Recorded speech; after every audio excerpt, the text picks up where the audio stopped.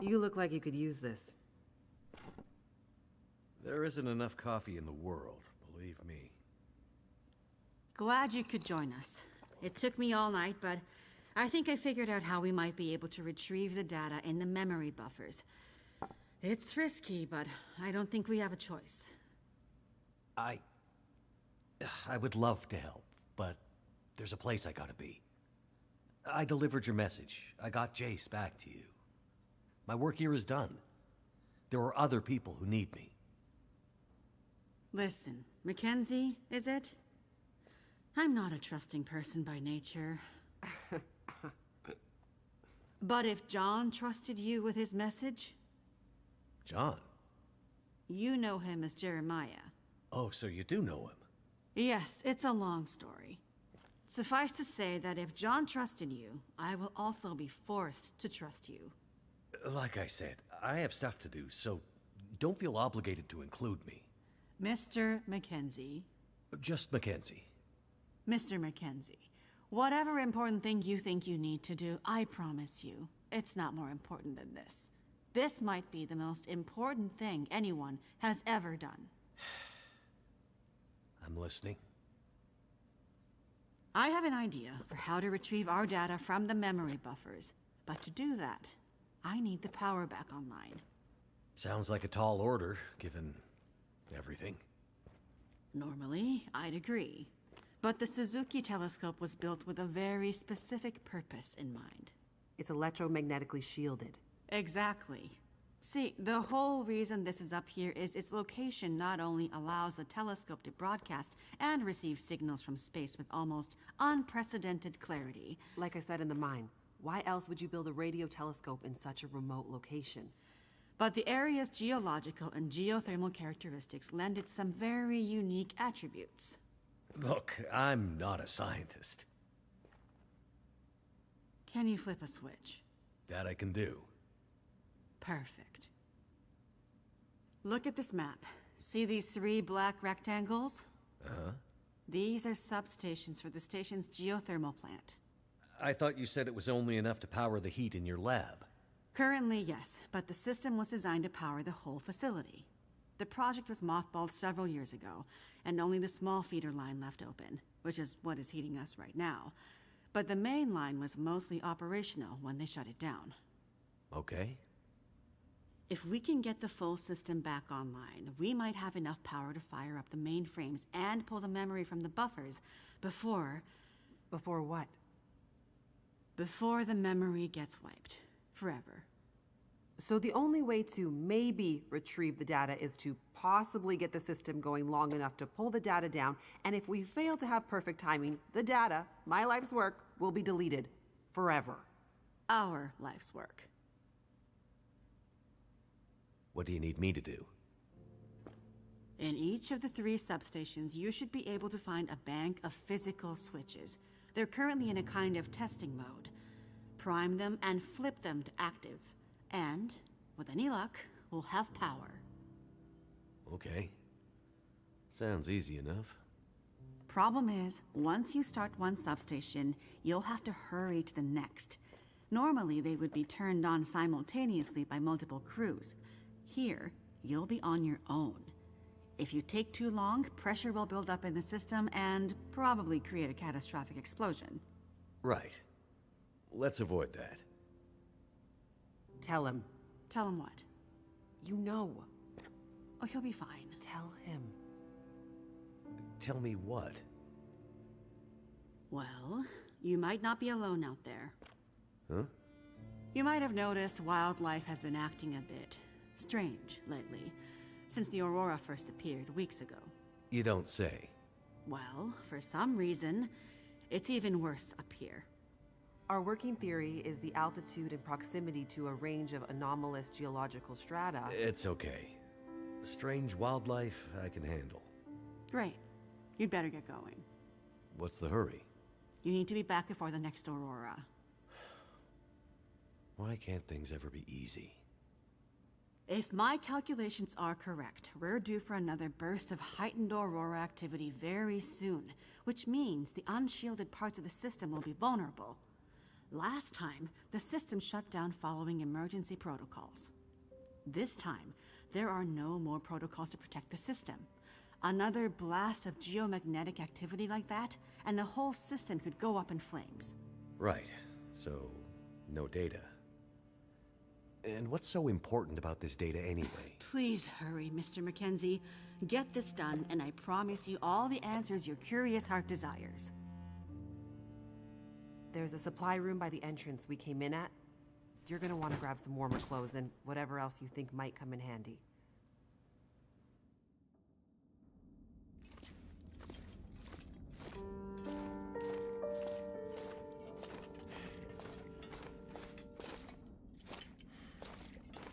This place is a bit of a maze.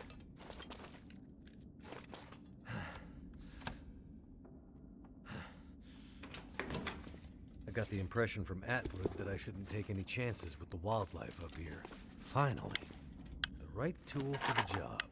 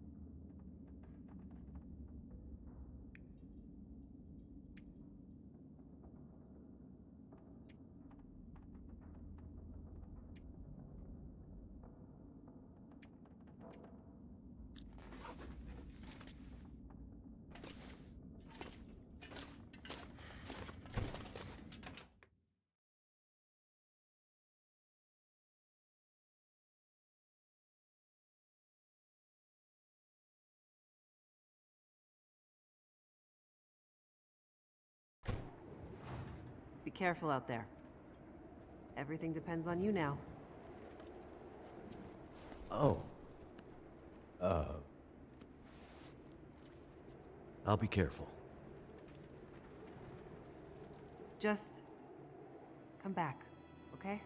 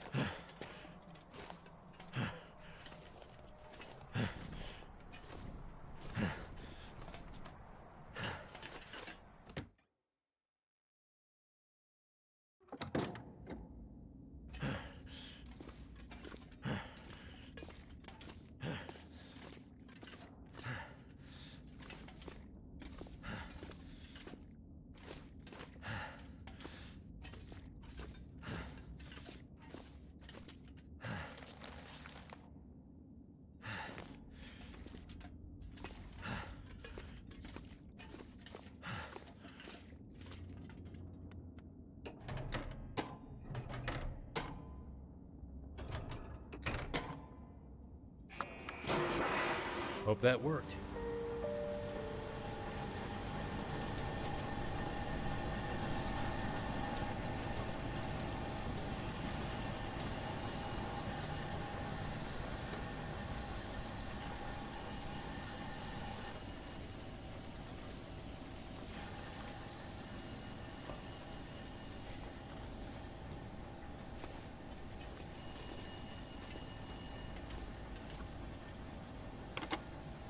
Hey, Mackenzie. Back to this phone thing, I see. Remind you of any prison in particular? Those were good times. What's up, Jace? Just saw the light for Substation 3 go green on my board. Nice work. Wanted to check in and see how you're doing. It's slow going. Lots of angry wildlife out here. Yeah, we tried to warn you. Yeah, you did. Okay, well, be careful out there. I'll check in with you at the next substation. Will do.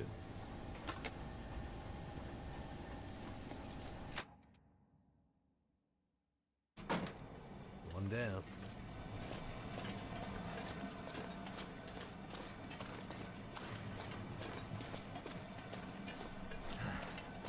Looks like steam's starting to come out of the pipes. Pressure must be building in the system. Just like Atwood warned would happen. Gotta follow the steam pipes. They'll lead me to the next substation.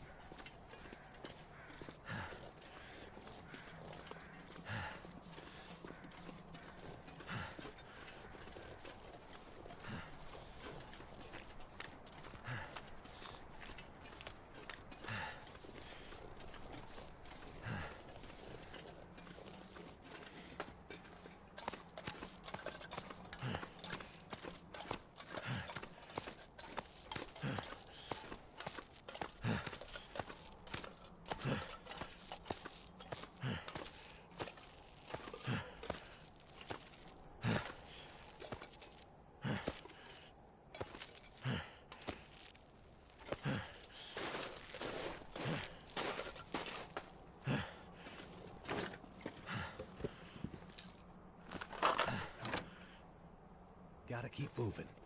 No time to waste.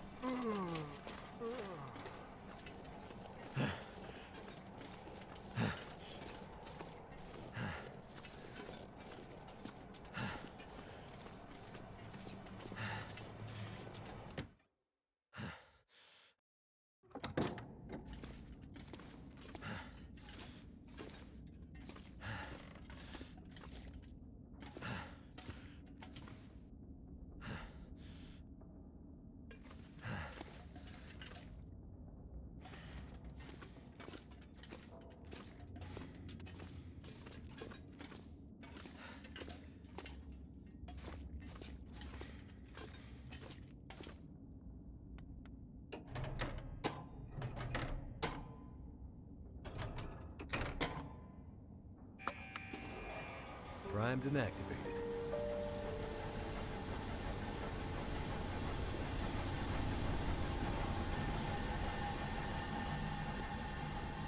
There's gotta be another way out of here.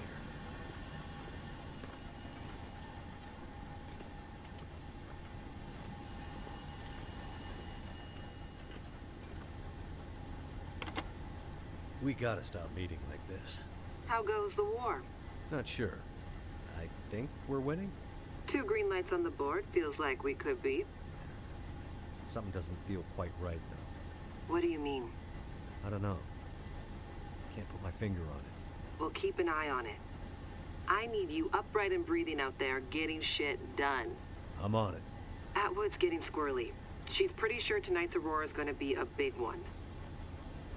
I don't need to tell you how important this is, do I, Mackenzie? I know what I need to do.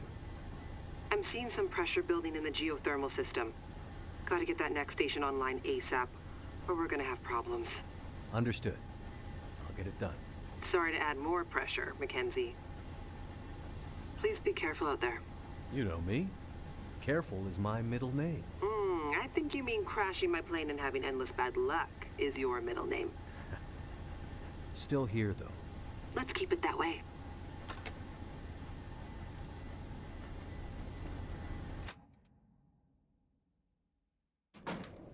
Another one down. What the hell is that glowing stuff? It's like the Aurora, but on the ground.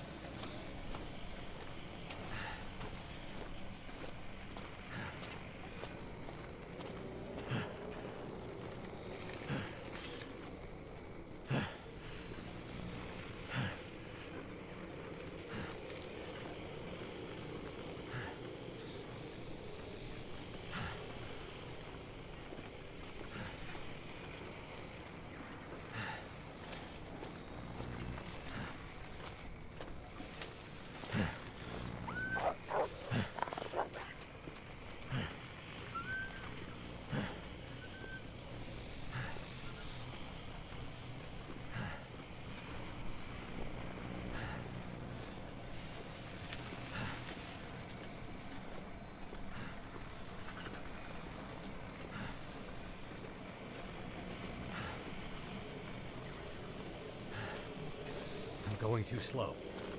I'm gonna run out of time.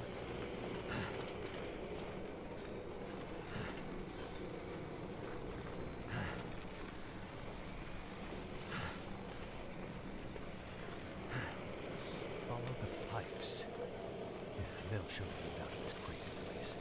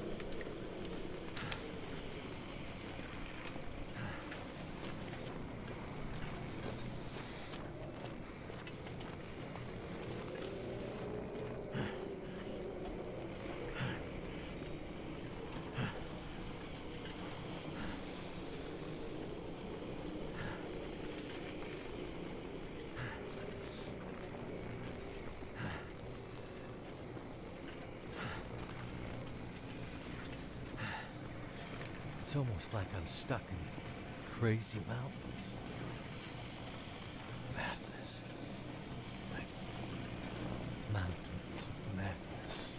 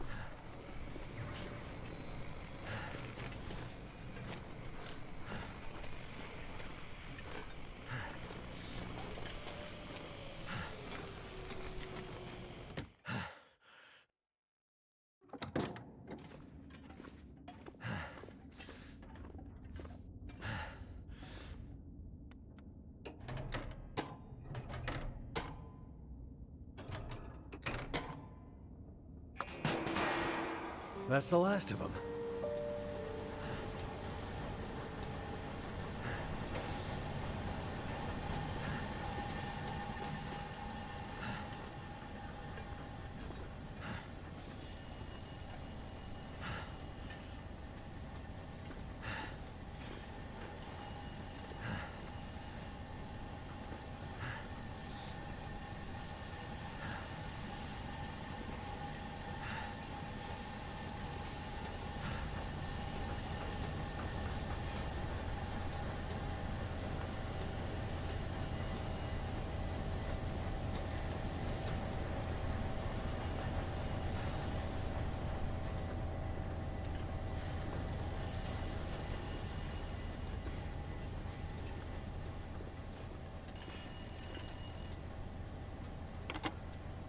I see 3 green lights on the board, and a bunch of this old gear seems to be powering up.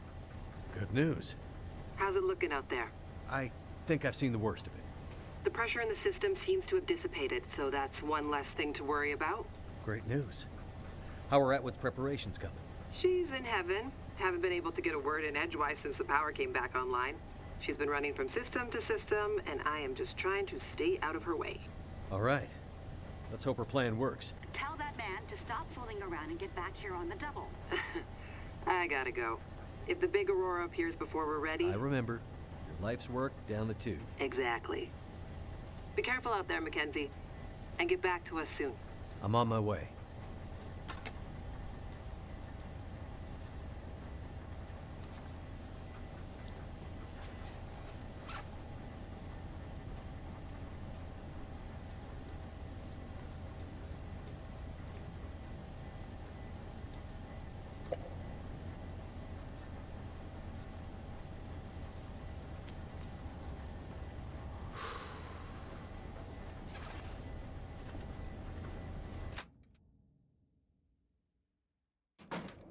Good.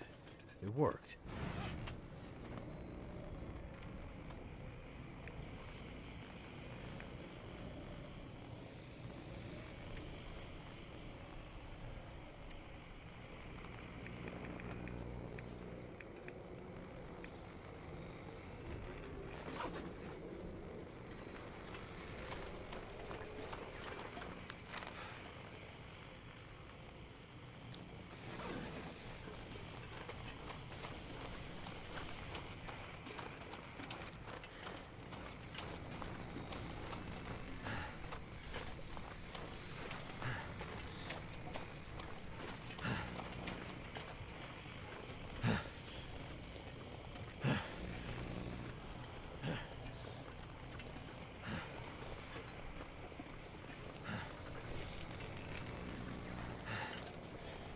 air tastes funny, like metal in the mouth.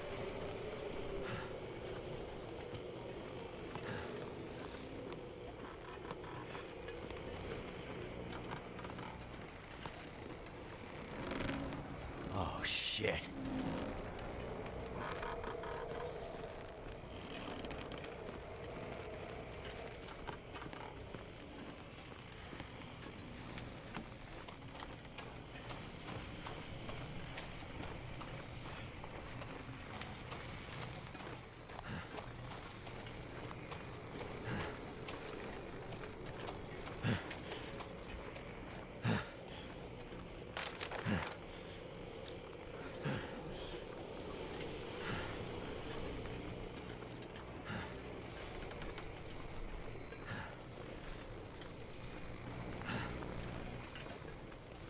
I gotta hurry.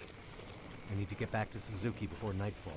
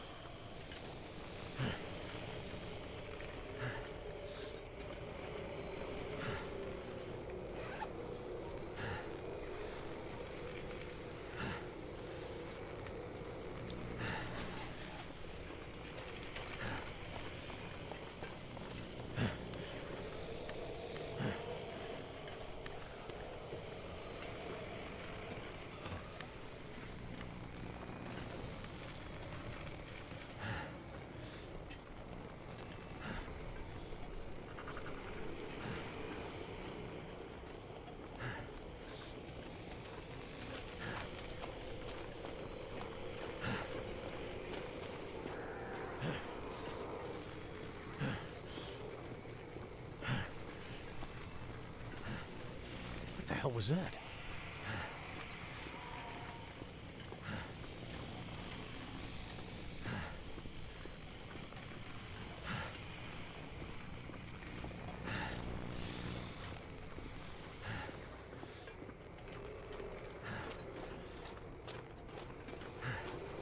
Oh shit! Is that what I think it is?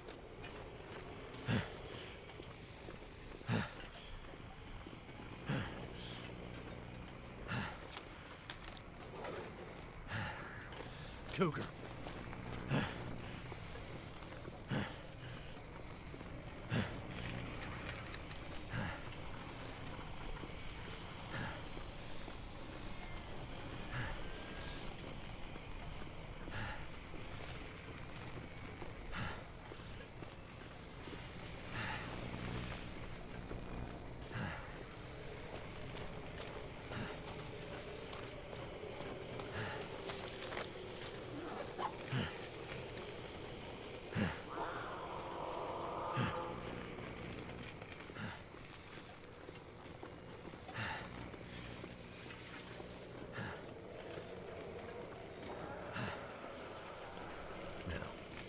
Back to Suzuki before it's too late.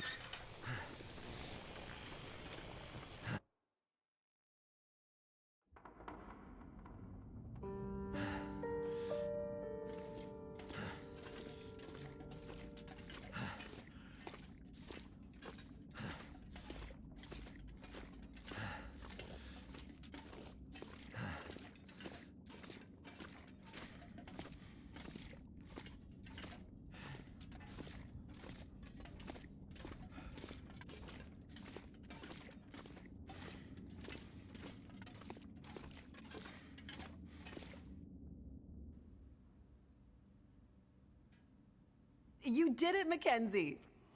Yes, good work, young man. It was no trouble. Now, do you have everything you need? I think so. I still have a job for you. Right. Please, accompany Jace up to... I can handle that alone, Dr. Atwood. He's already done enough. Accompany Jace to... With tonight's Aurora, we have a chance to pull the data now that the systems are nearly back online. But I'm not sure Jace can handle the next part alone. I don't need any help. We need to get the data from the buffers back into the mainframe, and then to the scope's relays for processing. But for that to work, we need the benefit of the program. The program? Just a little something I put together during my graduate thesis. It's a brilliant bit of coding, and without it, we'd be dead in the water. Okay. So, what can I do? The next parts are all about perfect timing, and we each have a part to play. I'm sure I can handle the telescope. Nonsense. This is too important to let pride get in the way. Once more, for good luck. Let's not make this a habit, okay? Works for me. You two had better get moving. We're running out of time.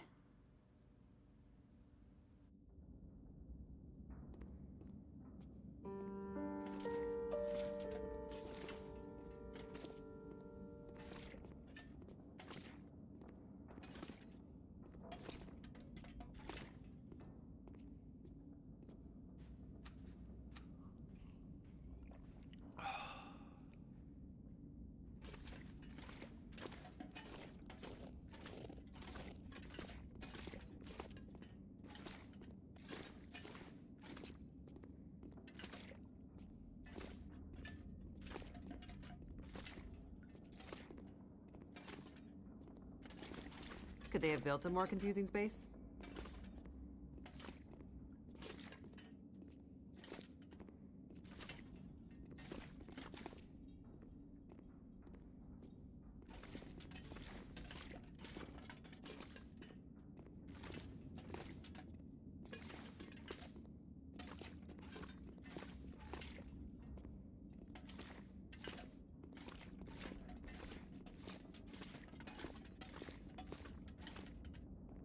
This place is old, but it has good bones.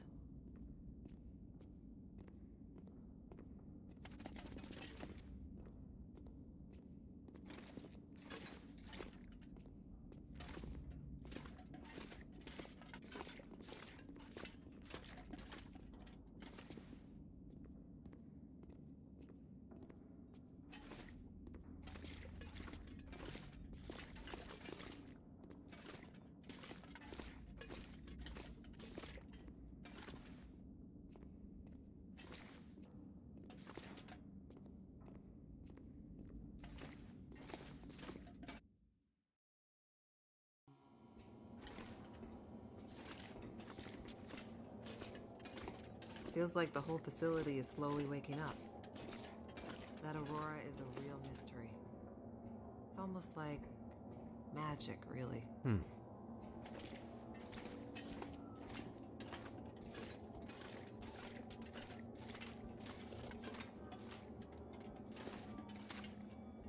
Imagine the logistics involved in building this facility. Staggering.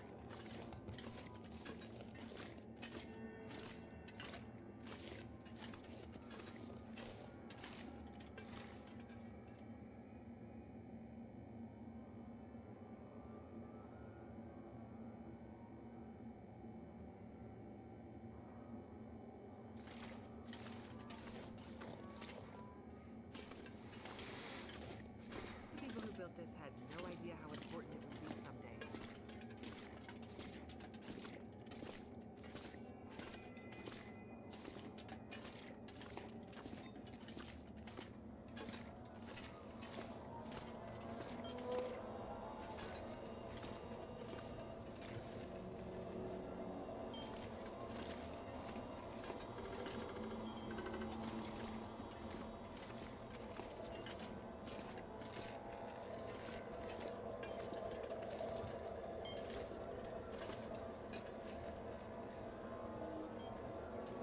Well, well, there she is, the Suzuki radio telescope.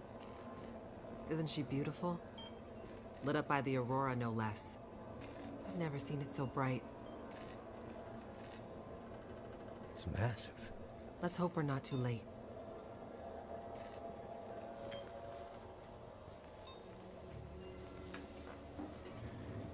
Okay, time to get this party started. There's a fair bit of interference.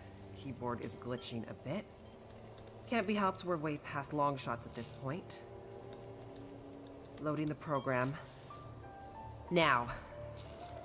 Are you in place? I'm seeing some spikes on the sensors at the peak. Shouldn't be long now. What do you need me to do? Okay, this is the tricky part.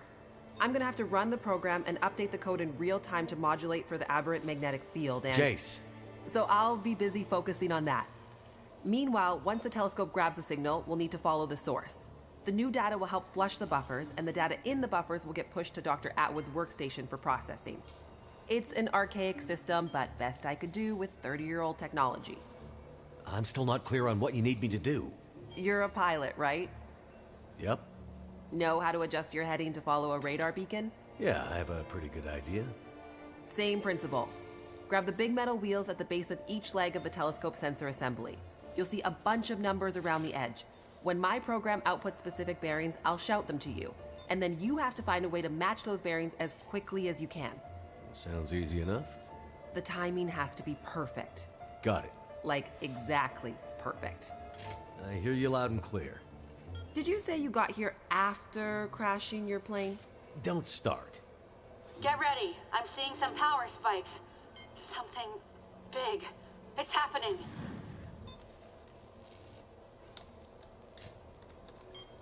Get ready, Mackenzie.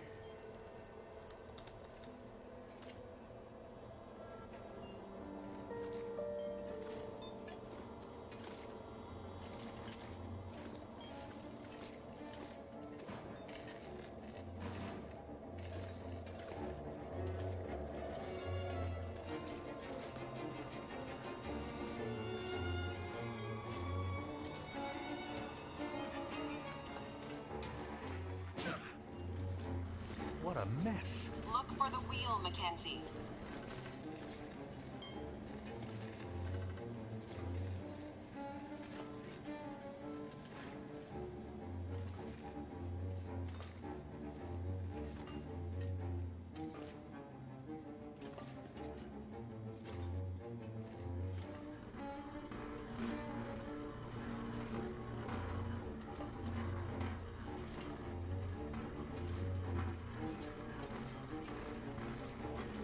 Here we go.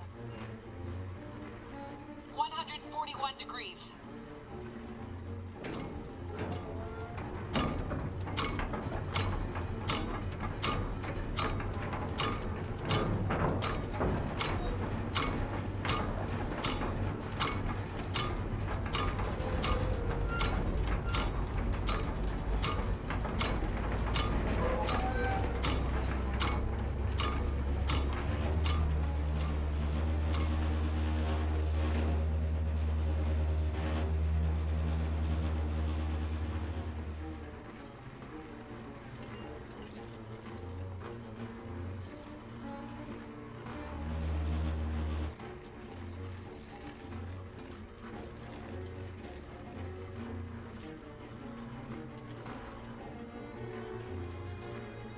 Look for the console with the big wheel on it. Come on, Mackenzie. How am I supposed to find anything down here? There's gotta be a way through here.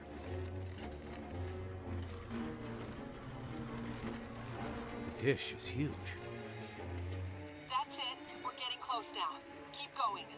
Okay, 67 degrees.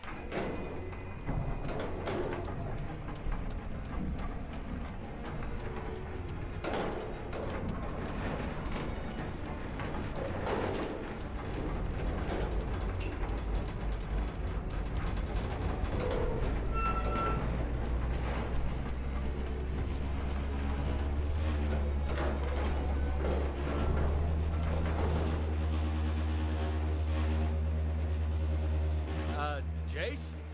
Everything okay over there? Don't worry. Keep going. Last bearing incoming. Come on, you sweet, sweet program. Don't let me down. 156, Mackenzie. Get to 156 before the whole thing blows.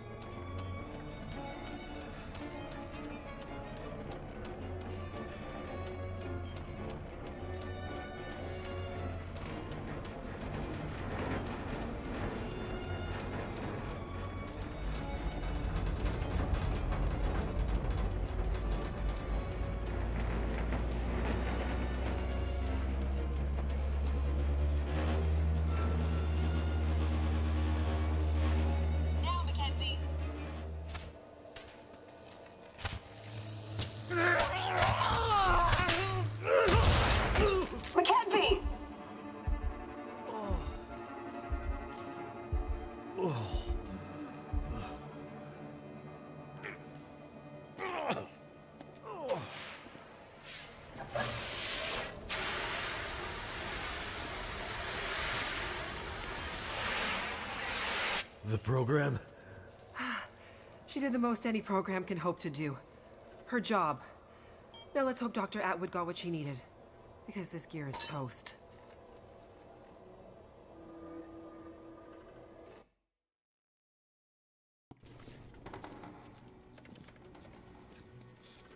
It's coming now. All the data just flooding out of the buffers. It worked. God damn it, it worked. Oh, thank goodness. I'd hate to have to restart my PhD. You did brilliant work, my girl. Absolutely brilliant. We just need to keep the data flow, ensure it comes in a continuous flow, uninterrupted. How long before the data is ready for analysis? These are old systems, and it takes a while for them to crunch through the numbers. It'll be hours before we'll... Well, shit. What the hell just happened? It's not the power this time. Geothermal plant's still showing up green on the board. Some kind of overload, or emergency shutdown. What now?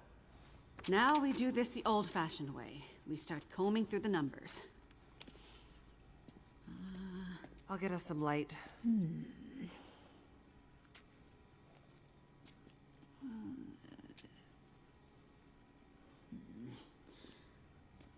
Do you see anything that would indicate the level of K-index we might expect to... Shush, girl. Let me read. Do you want me to grab a printout and I... Could it be a G10?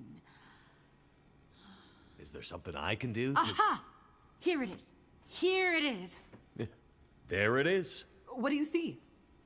It can't be. That silly old British bastard was right. He just never knew how right he was. Why did it have to happen in our time? British bastard? Please explain. For you to fully understand would take more time than we have. I'd have to go back more than 150 years.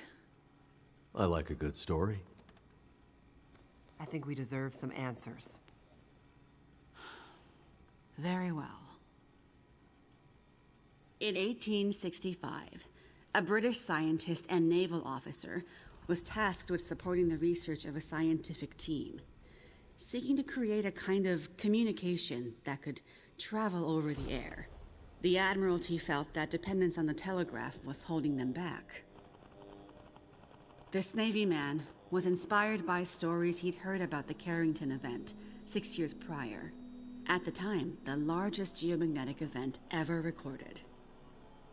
He had heard that the abundance of static electricity in the air had powered telegraph lines, even after the operators had unplugged them. Fires broke out due to this geomagnetically induced current. It got him thinking. This scientist's research led him all over the world, and he began to piece together a picture of the Earth's geomagnetic profile, and something about the operation of the sun and its effects on the Earth's magnetic field. Remember, this was 150 years ago, and well before they had the equipment to prove any of this. But a theory began to take shape in his mind that suggested the sun went through cycles of geomagnetic activity, waxing and waning, but sometimes spiking inexplicably in dramatic ways. The historical record held evidence of many of these events, but in pre-industrial times, the impacts were more subtle. Even in the mid-1800s, there wasn't enough power infrastructure to really feel the impact of these spikes, so it wasn't of grave concern. But the growing dependence on telegraphy suggested this shouldn't be ignored. And this scientist predicted that if the level of electrification continued to grow exponentially, as was predicted, this would create a serious vulnerability that could be exploited by their enemies at great cost to industry and society at large. He was given a secret commission from the Royal Geographical Society to prove his theories and to come up with a strategy that would ensure the British were in the strongest position to exploit any such geomagnetic disaster. After another decade of research, this scientist began to suspect that this geomagnetic current that existed all around them could impact many other things, and more deeply. He began to study migration patterns of animals and gathered evidence of whale strandings, bird die-offs, and other unexplained mysteries relating to animals' innate abilities to navigate vast distances with great precision without the benefit of modern tools or equipment. Eventually, he knew he had to travel north to the Arctic to really test his theories. And in December of 1865, he took a ship and a crew of Navy scientists and mariners in a specially commissioned research vessel, a modified bomb mortar ship, fashioned after the Terror and Erebus from the ill-fated Franklin expedition. His ship was named the HMS In Tenebris, and he took it and a crew far above the Arctic Circle, along with an array of unique recording equipments he had crafted himself, with the hope of collecting data to support his theories. This scientist and Navy man was Captain Edmund Wintermute. The word in Mackenzie's secret message. It was a person's name. Wintermute's mission was to collect data near the Arctic Circle, and he and his crew were also tasked with the goal of resupplying a small Navy research outpost that had been set up as part of Wintermute's program the year before. Some of the crew on Wintermute's ship was designated as relief for the outpost crew, and Wintermute was meant to bring the replaced men home to their families. A few days away from the Arctic Circle and 2 days from their destination, Wintermute recorded increasingly active aurora and other geomagnetic activity around the ship, including St. Elmo's Fire. But he also noticed something else. As evidenced by their journals, many of the crew were having trouble sleeping, with some experiencing full-blown insomnia that worsened as they traveled further north. Some were also beginning to forget things, their journal entries occasionally slipping into childlike language or outright gibberish. 2 days out from their destination, the night watch rang the ship's bell to announce a man had gone overboard. The man, an experienced mariner, had been observed to simply walk off the deck of the ship. By all rights, a calm and dependable sailor. This event shook the crew's morale. Wintermute did his best to keep them focused, but he was still inexperienced as a ship's captain, always more the scientist than sailor or Navy man, and he could tell the men were increasingly becoming anxious, even distrustful. Walked off the ship and straight into the water. Exactly, but things got even stranger after that. When they arrived at their destination, a small island surrounded by sea ice, they found the Navy observation camp that Wintermute had set up the year before completely abandoned. The shelters were mostly destroyed, the relentless Arctic winds having shredded their canvas. The sled dogs were killed, some seeming to have been eaten.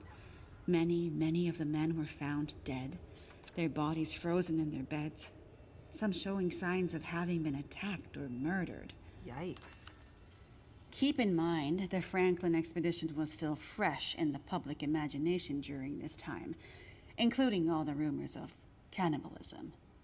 Wintermute could tell some of his men were nearing their breaking point, so he sent them back to the ship and took only a small group of trusted officers with him to search the rest of the small island. On the far northern side, in an icy bay, they found the remainder of the outpost crew, their bodies frozen solid in the ice. Some appear to have walked in and simply frozen in place. Jesus. And I thought we had it bad. Not wanting to completely abandon his research, but also recognizing the fragility of his situation, Wintermute kept a small group of trusted and hardy men with him. He offloaded sufficient provisions and equipment for them to survive up to 6 months, and sent the crew and the In Tenebris back to London, with the request that they send a rescue ship to pick them up. That's dedication. But what does it have to do with our data?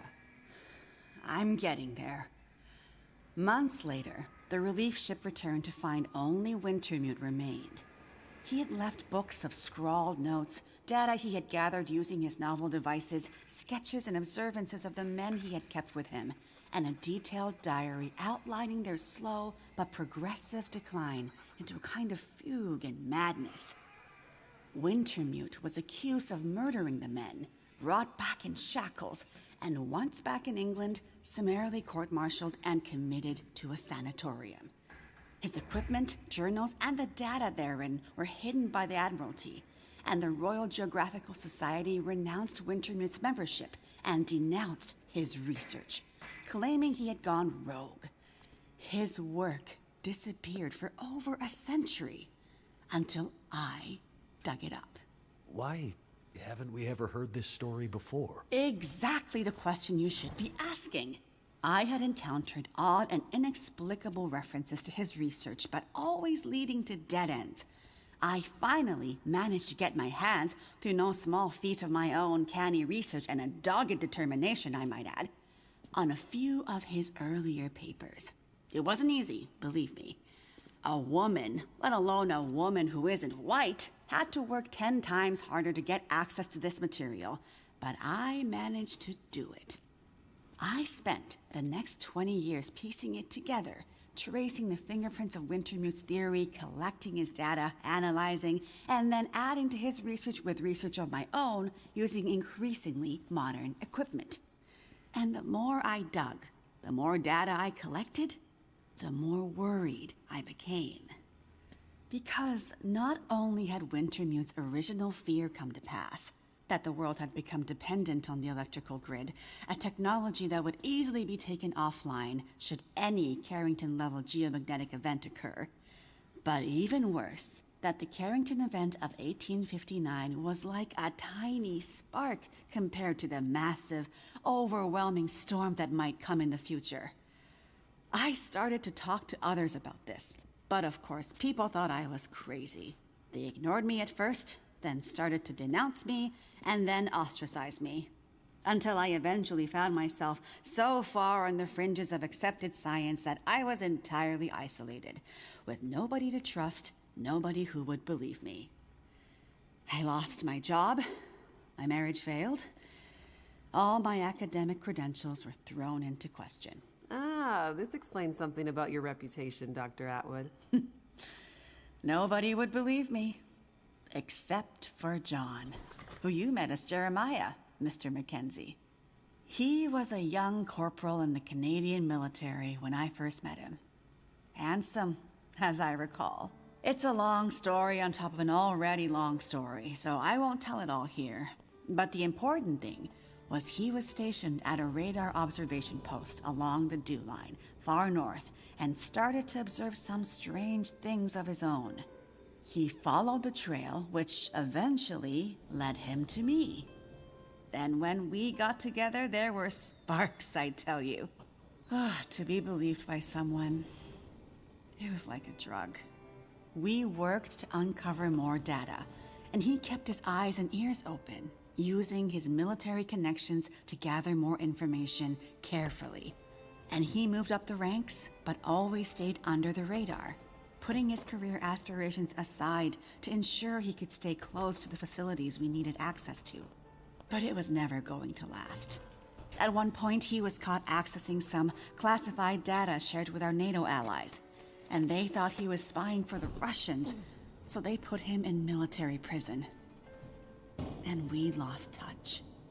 Years later, he actually found me here, at the radio telescope.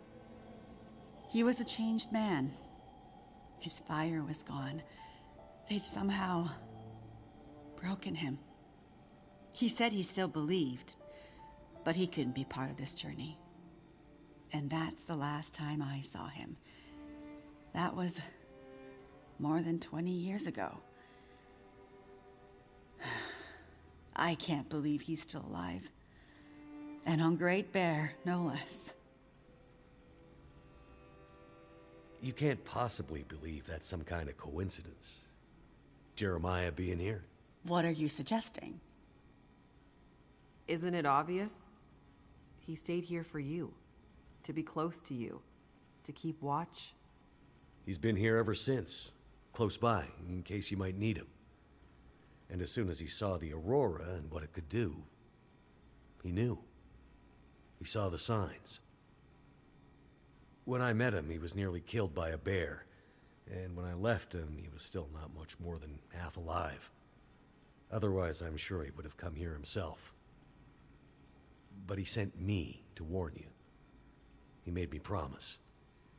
And he knew by then what that promise would mean. He sent you in his place.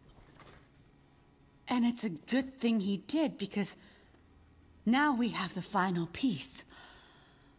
This is the answer we've been looking for all these years. Do we finally have it? I think we do, dear. I'm not following. All my research here, and Jace's since she joined me, has been to try to anticipate, to get ahead. Ahead of what?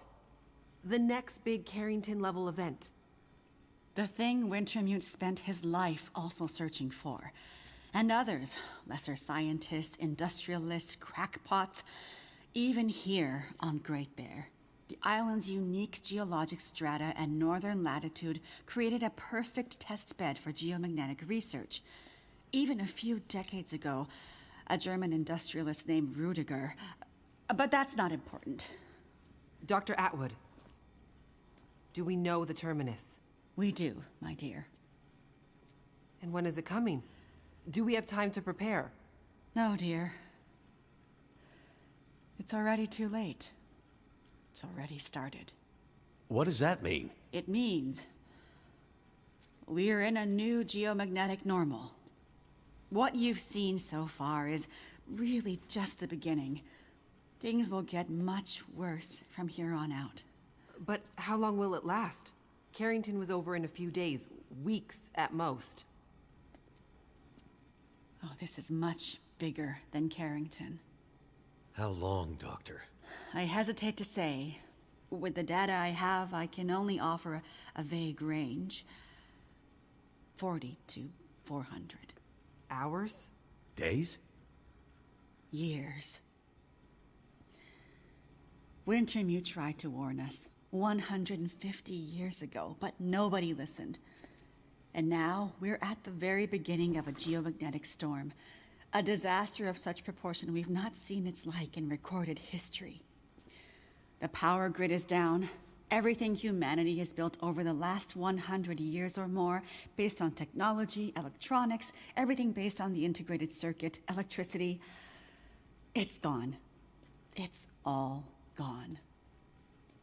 Nature is changing, and soon we'll begin to see the impact on people. We won't emerge unscathed.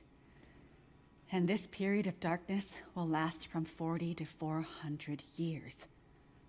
A new dark age. The long dark. And what humanity will exist on the other side of it, I cannot even begin to guess. Then I need to warn her. I need to get to Perseverance Mills. You're talking about your ex-wife, the doctor? Astrid will be there. And she needs what's in this hard case. What's in the case, and what kind of doctor? She's a researcher. Insomnia, memory loss, fugue states. I think she stole some experimental meds.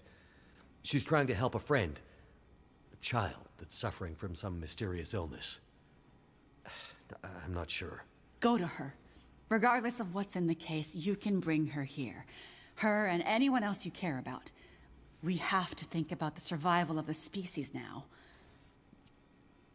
But what can we possibly do here? Oh, Jace, my silly girl. Have you forgotten what this facility is built on? I just know it's some government thing. Before it was repurposed for use with the radio telescope, this was an observation post for monitoring satellite communications. Mostly American, Russian, some Chinese, Cold War stuff. But why here? Who would think we'd be spying from here? Exactly. A few floors below us are the magnetically shielded dorms and storerooms designed for the folks who used to live and work here, back in the Cold War. The whole place is basically a big bunker. Right. And the team that built the geothermal plant left various supplies behind. Exactly. There's probably enough dry rations and assorted supplies there to feed dozens of people for a couple of years. Survival of the species, huh? I'm afraid so. Then I better get to it.